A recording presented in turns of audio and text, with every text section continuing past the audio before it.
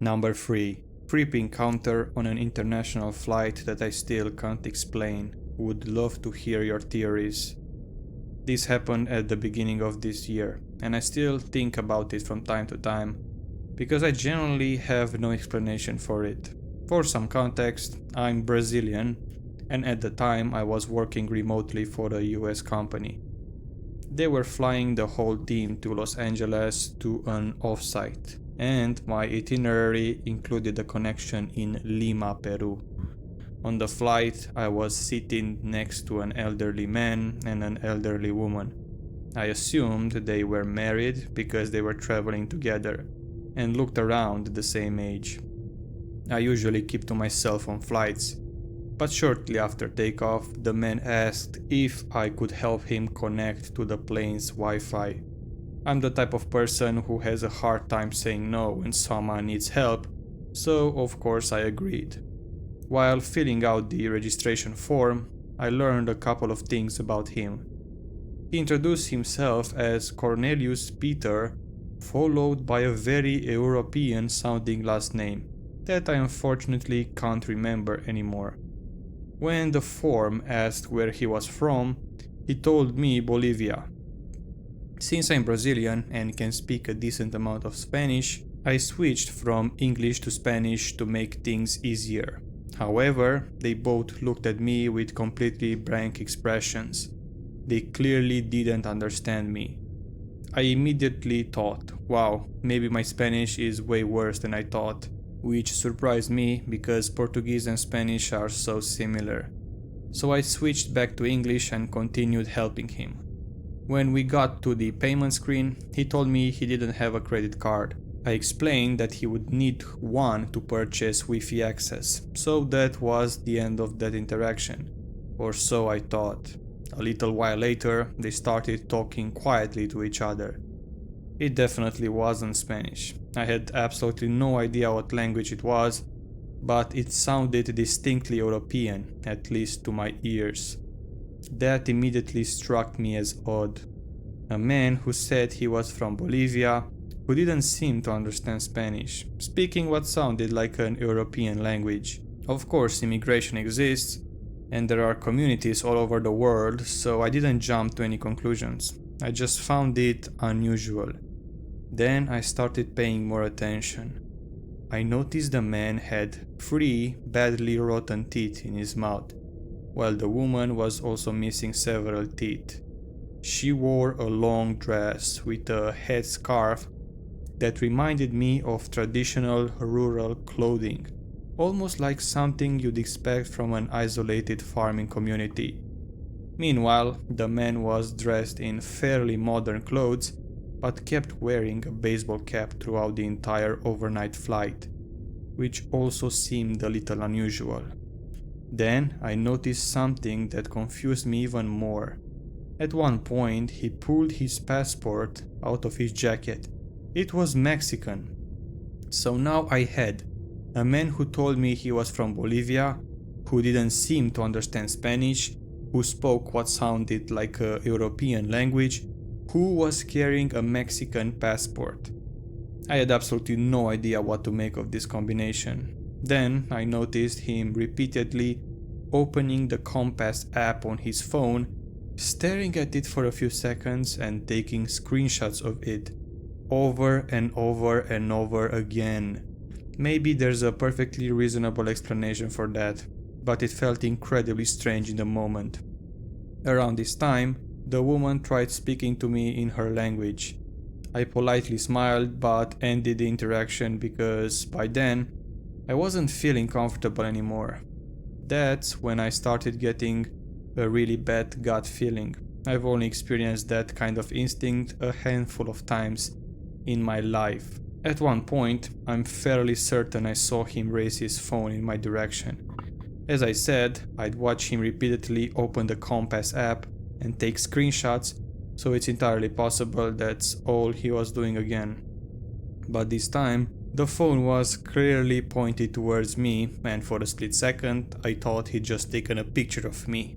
To this day, I honestly don't know if he actually did or if I simply misinterpreted what I saw because I was already on edge. Either way, it made me feel even more uncomfortable. Maybe he was just looking in my direction, maybe I was reading too much into it, but combined with everything else, it made me incredibly uncomfortable. From that point on, I couldn't relax at all. It was an overnight flight, but I didn't sleep for a single minute. Eventually, I got up to use the bathroom, and as I was walking back to my seat, the woman happened to be walking towards me. I know this is probably the weirdest part of my story, and I'm not saying I'm proud of it, but my instincts were screaming that something wasn't right. So I took a quick photo of her. Not because I thought she'd committed a crime or anything like that, but because if the situation somehow escalated, I wanted to be able to send the pictures to my husband so someone would know who I'd be sitting next to. She definitely noticed and gave me a very uncomfortable look afterward. When I got back to my seat, I also managed to discreetly take a photo of the man for the same reason. Maybe it was irrational, but I was traveling alone through another country and I wasn't taking any chances. Then something happened that made me even more uneasy. My handbag had been under the seat in front of me the whole flight, but when I returned, it looked like it had been moved. Maybe I was imagining it. Maybe someone accidentally bumped it. I honestly don't know, but I immediately searched through everything. First I checked that my password was still there. Then I went through every pocket to make sure nothing had been slipped into my bag. Thankfully everything was exactly where I'd left it. The woman started acting even stranger. She spent long periods whispering prayers, looking visibly distressed, almost like she was in pain or suffering. Ever so often she would whisper something to the man. Sometimes she'd lean forward in her seat, which gave him a completely unobstructed view of me. And every single time I happened to glance in his direction, he was already looking directly at me. No glancing, no looking around the cabin, just staring. When we landed in Lima, we deplaned onto buses instead of directly into the terminal. The second the aircraft door opened, I practically bolted off the plane so they wouldn't be anywhere near me while boarding the bus. Only after I reached my next gate and knew I was safe did I tell my husband and a few close friends everything that has happened. One of them suggested they might have been drug mules or involved in some kind of smuggling operation, and became nervous because I seemed to be paying attention to them. Another friend thought maybe they belonged to some isolated immigrant community that would explain the language and appearance. Honestly, I have no idea. Before anyone says it, I know that every individual thing I described could have a perfectly innocent explanation. I mean, people speak different languages, and elderly people behave in unusual ways sometimes. None of those things are suspicious on their own. What unsettled me was the combination of all these little details together, plus a gut feeling that I've only experienced a few times in my life. Maybe I was just an anxious woman traveling alone. Maybe my brain connected a bunch of unrelated things into a scary story. Or maybe there really was something off about the situation. I genuinely don't know. Has anyone here ever experienced something similar on an international flight? Or does anyone have a theory that could explain all of this? Update: thanks to this user, I think we may have actually solved this mystery. There are Prussian Mennonite communities in Bolivia, and some members of these groups hold Mexican passports. Cornelius Peter is also a very common name within those communities. They are primarily found around Santa Cruz, which, now that I think about it, was exactly the city he mentioned when we were filling this form.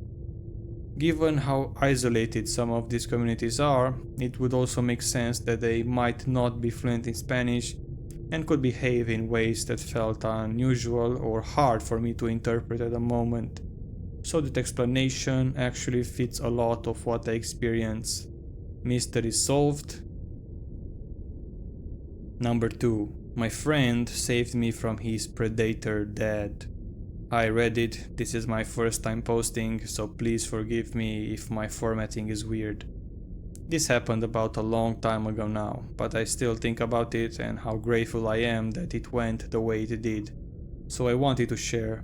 During my senior year of high school, I hung out with my friend Ellie and her boyfriend Gabe, fake names, a lot throughout the semester. Ellie and I co-directed a school play and all three of us performed a song for our choir concert. One night after a rehearsal, I got a rather cryptic message from Gabe that just said, "Hey, do you think your mom and I could get lunch together soon?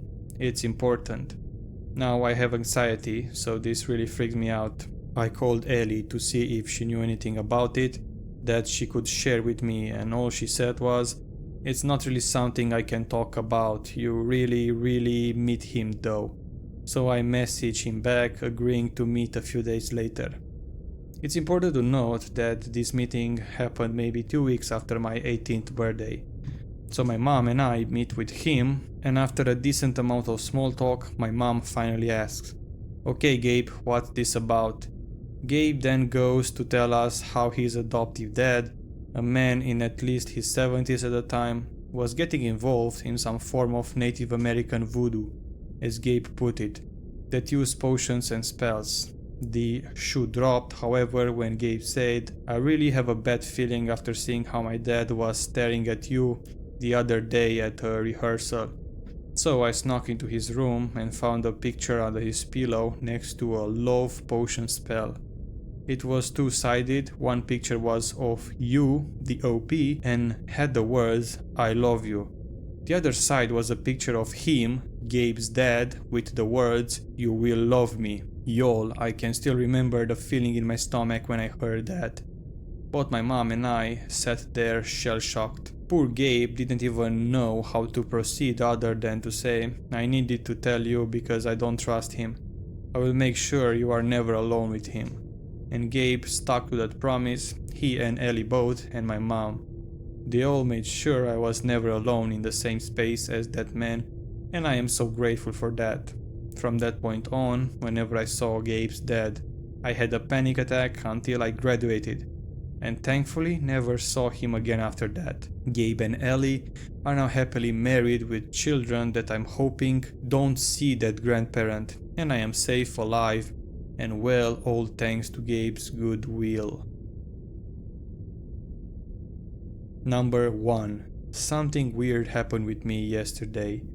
For the context, I live in a PG, which is basically a house with ground floor being the owner's home and first floor as PG with 3 rooms only. I recently moved here, it's been 2-3 weeks only, and I am now comfortable talking with everyone here. Today at 8:20 p.m, my PG owner asked me to come with him to the city park to buy something. I went there with him. When he was busy ordering at the shop in the park, I was just walking casually, looking everywhere. After like 10 minutes, I noticed that a girl and her father were staring at me from a distance sitting on a bench. I ignored it at the time, but I felt weird, so while walking I was observing nonchalantly. I felt that the girl was asking her father to look at me. I don't know why. The first time this happened, only girl was staring at me. But then I actually realized both of them were taking glances at me. After like 15 minutes, I saw the girl taking a photo of me when I was looking somewhere, and as soon as my head turned their side, she removed the phone. For the context, I was like 20-25 meters away from their right side, not in the front. So when she took the photo, I realized she was taking my photo. As who would turn whole 90 degrees with their phone up pointing at me? I was flabbergasted and a bit scared that she might be misunderstanding me as a creep. I don't know, I just thought that because I was alone at the time, walking and looking everywhere. She must have misunderstood. The glazing thing continuously happened for 20 minutes and then the PG owner came and we got out of the park. Now I don't know what happened, but that was weird, and it was my first time experiencing something like that. I also think that she misunderstood me as a creep, then she might upload a photo of mine on Reddit or Insta or any other platform labeling me as a creep. What should I do now?